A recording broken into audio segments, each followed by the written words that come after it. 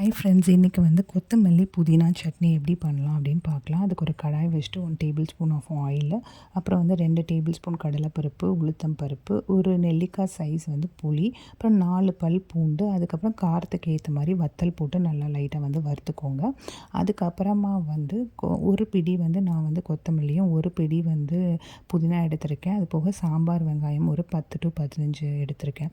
So இதோடு சேர்த்து நீங்கள் வந்து கருவேப்பிலையும் சேர்த்துக்கலாம். ரொம்ப நல்லாயிருக்கும் டேஸ்ட்டு. இது லைட்டாக வந்து வதக்குனா போதும். அதுக்கப்புறமா வந்து கொஞ்சமாக தேங்காய். ஸோ நீங்கள் உங்களோட குவான்டிட்டி பொறுத்து நீங்கள் எக்ஸ்ட்ராவாக ஆட் பண்ணிக்கலாம். அதுக்கப்புறம் கொஞ்சம் சால்ட்டு போட்டுட்டு லைட்டாக நீங்கள் வதக்குனா போதும். தேங்காய் வந்து என்றைக்குமே வந்து ரொம்ப வதக்கி சேர்க்காதீங்க. லைட்டாக வதக்கிட்டு இதை கிரைண்ட் பண்ணி எடுத்துக்கோங்க.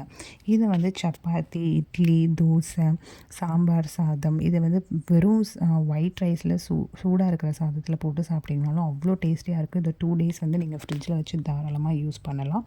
ஸோ இந்த சட்னி நீங்கள் ட்ரை பண்ணி பார்த்துட்டு எனக்கு கமெண்ட் பண்ணுங்கள். இந்த வீடியோ லைக் பண்ணுங்கள், ஷேர் பண்ணுங்கள். என்னோடய சேனல் சப்ஸ்கிரைப் பண்ணலைன்னா சப்ஸ்கிரைப் பண்ணுங்கள். தேங்க்யூ.